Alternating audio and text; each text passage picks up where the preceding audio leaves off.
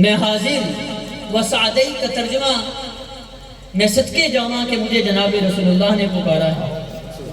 میرا بختہ جاگ اٹھا، میرا نصیبہ جاگ اٹھا، لبیک و سعدیک میں حاضر، اور میری خوش نصیبی کے لسان نبوت سے مجھے پکارا گیا۔ بلسان عربی مبین یفہم القوم جمیعا، اس نے عربی زبان میں تکلم کیا اور ایسی فصاحت کے ساتھ تکلم کیا کہ مجمع میں موجود ہر ایک آدمی نے اس کی گفتگو کو سنا بھی اور سمجھا بھی۔ فقال رسول اللہ صلی اللہ علیہ وسلم، حضور نے کہا، من تعبد، ایگو کس کی عبادت کرتی ہو تم، کس کی پرستش کرتی ہو؟ مشکل کشا، حاجت روا، فریاد رس، داتا، دستگیر، بگڑی بنانے والا کس کو سمجھتی ہو؟ سنیے اس جانور گوہ کا عقیدہ۔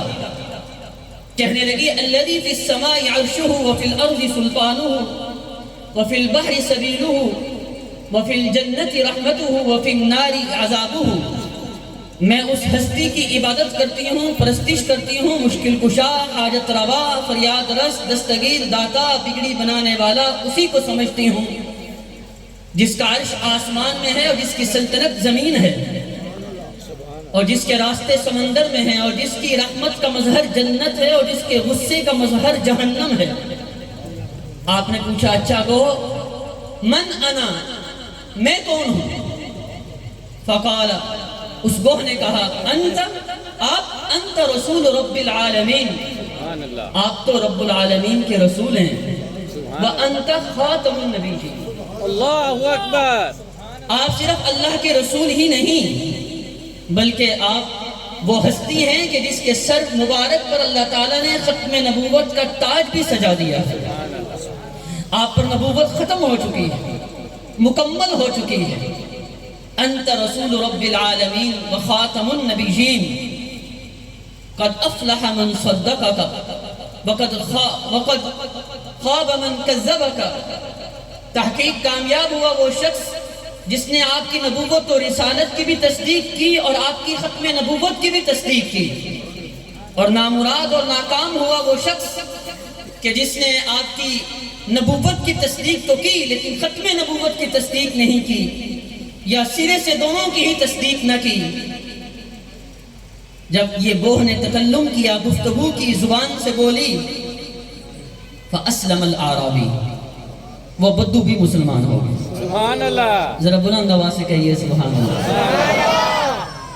تو ختم نبوت کا یہ عقیدہ ہماری عقیدت بھی ہے اور ہمارا عقیدہ بھی ہے۔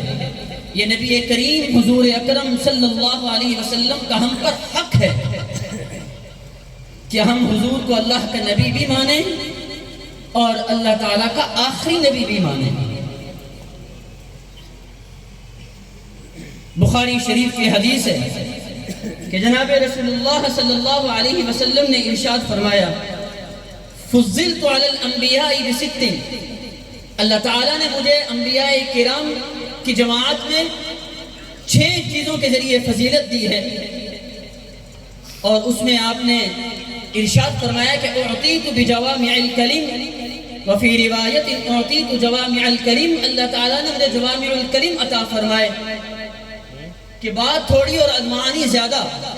دریا بقوزہ جس کو کہتے ہیں، اس کی مختلف جھلکیاں ہمیں نبی کریم حضور اکرم صلی اللہ علیہ وسلم کی منقول دعاؤں میں نظر آتی ہیں۔ مثلا اللہم انا نسألک من الخیر کلہ، اے اللہ ساری بھلائیاں عطا کر دے۔ یہ مختصر سا جملہ ہے، اس نے تمام بھلائیوں کو اپنے اندر سمو لیا ہے۔ جتنی بھلائیاں ہیں، چاہے میری جسمانی زندگی سے متعلق ہوں یا روحانی زندگی سے متعلق ہوں، انفرادی زندگی سے متعلق ہوں، اجتماعی زندگی سے متعلق ہوں، دنیاوی زندگی سے متعلق ہوں یا اخروی زندگی سے متعلق ہوں، یا اللہ ان تمام بھلائیوں کو عطا فرما دے۔ تو آپ جوامع الکلم تھے، الفاظ تھوڑے ہوتے تھے اور معانی بہت زیادہ، آپ اکثر و بیشتر مختصر بیان فرمایا کرتے تھے۔ اور دوسرا ارشاد فرمایا، وَنُصِرْتُ بِالرُّعْبِ، اللہ تعالیٰ نے میری مدد کی ہے رعب کے ذریعے، دبدبے کے ذریعے۔ چنانچہ شارحین حدیث لکھتے ہیں کہ دشمن پر 1 مہینے کی مسافت سے بھی زیادہ دور مسافت پر حضور کا دبدبہ اس پر طاری ہو جایا کرتا تھا۔ جو دشمن حضور کی طرف آ رہے ہوتے تو 1 مہینے کی مسافت تک ان پر حضور کا دبدبہ طاری ہوتا جس کی وجہ سے ان کے جسموں پر کپاہٹ سی ہو جاتی تھی۔ اور تیسرا ارشاد فرمایا وَأُحِلَّتْ لِيَ الْغَنَائِمُ، میرے لیے مال غنیمت کو حلال قرار دیا گیا۔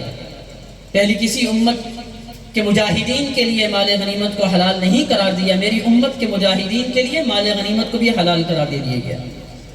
وَجُعِلَتْ لِيَ الْأَرْضُ مَسْجِدًا وَطَهُورًا، اور میرے لیے پوری روئے زمین کو اللہ تعالیٰ نے مسجد بنا دیا ہے اور پاک بنا دیا ہے۔ پہلی امتوں کا اگر مطالعہ کریں تو قوم موسیٰ، قوم عیسیٰ اور دیگر انبیاء کی اقوام پر یہ لازم تھا کہ جب نماز کا وقت آئے تو مسجد میں پہنچو، معبد میں پہنچو، عبادت خانے میں پہنچو۔ وہاں پہنچ کر اگر نماز ادا کرو گے تو ادا ہوگی۔ اگر وہاں نہ پہنچ سکے، پہاڑ کی چوٹی پر ہو یا صحرا میں ہو یا سمندر کی موجوں میں ہو اور نماز کا وقت ہو گیا ہے، تم نماز پڑھنا لازم ہے، لیکن اس کے لیے مسجد میں جانا ضروری تھا۔ لیکن اس امت کے لیے فرما دیا گیا کہ اگر تم فضاؤں میں ہو جہاز میں، یا سمندر کی موجوں میں ہو کشتی میں، یا تم صحرا میں ہو یا پہاڑ کی چوٹی پر ہو، نماز کا وقت ہو گیا، مسجد قریب نہیں ہے، دور دور تک نام و نشان نہیں ہے، اسی مسجد جہاں پر بھی موجود ہو زمین پر کھڑے ہو جاؤ، پہاڑ کی چوٹی پر کھڑے ہو جاؤ، اور اگر زمین نہیں ہے، فضا ہے، تو نماز جہاز کے اندر ہی پڑھ لو یا سمندر کی موجوں میں پڑھ لو، اللہ فرماتے ہیں تمہاری نماز میں قبول کر لوں گا۔ سبحان اللہ۔ وضو کے بغیر نماز نہیں ہوتی، پانی نہیں تو وضو نہیں، فرمایا تیمم کر لو، اس کے ساتھ بھی نماز ادا ہو جائے گی۔ یہ میری خصوصیت ہے جناب رسول اللہ صلی اللہ علیہ وسلم نے ارشاد فرمایا کہ اللہ تعالیٰ نے مجھے فضیلت دی ہے۔ پانچواں فرمایا وَأُرْسِلْتُ إِلَى الْخَلْقِ كَافَّةً، اللہ تعالیٰ نے مجھے اقوام عالم کی طرف نبی بنا کر بھیجا ہے۔ اور چھٹا فرمایا وَخُتِمَ بِيَ النَّبِيُّونَ، اللہ تعالیٰ نے میرے ذریعے تکمیل نبوت فرما دی ہے، نبوت مکمل ہو گئی۔ یہ پہلا حق ہے، ذرا اپنی زبان سے بول دیجئے کہ پہلا حق ہم پر جو ہے وہ کیا ہے؟ حضور اکرم صلی اللہ علیہ وسلم کا، ذرا اونچی آواز سے بولیں، ختم نبوت، حضور پر ایمان لانا اور ختم نبوت کا عقیدہ رکھنا، حضور پر۔ اور دوسرا حق مجھ پر اور آپ پر جناب رسول اللہ کا یہ ہے کہ کثرت سے درود پاک پڑھنا۔ یہ حضور کا مجھ پر اور آپ پر حق ہے کہ میں اور آپ حضور اکرم صلی اللہ علیہ وسلم پر کثرت سے درود پاک پڑھیں۔ حدیث پاک میں آتا ہے کہ آپ نے ارشاد فرمایا کہ من صلی علیہ صلاۃ واحدا صلی اللہ علیہ عشرا، او کما قال، کہ جو مجھ پر ایک مرتبہ درود بھیجتا ہے اللہ اس پر 10 رحمتیں اتارتے ہیں۔ سبحان اللہ۔ کیا عظیم الشان ہستی ہے کہ درود تو ہم حضور پر پڑھیں اور رحمت ہم پر اترے۔ سبحان اللہ۔ یہ جناب رسول اللہ صلی اللہ علیہ وسلم کا مقام ہے۔ اور ایک حدیث پاک میں آتا ہے کہ جس آدمی نے مجھ پر درود پاک پڑھا اللہ 10 رحمتیں اتارتے ہیں، 10 گناہ معاف فرماتے ہیں اور 10 درجات بلند فرما دیتے ہیں۔ یہ عام دنوں میں فضیلت ہے، اور جس نے جمعے کے دن درود پاک پڑھا تو ایک مرتبہ پڑھنے پر اللہ 70 درجے بلند فرما دیتے ہیں۔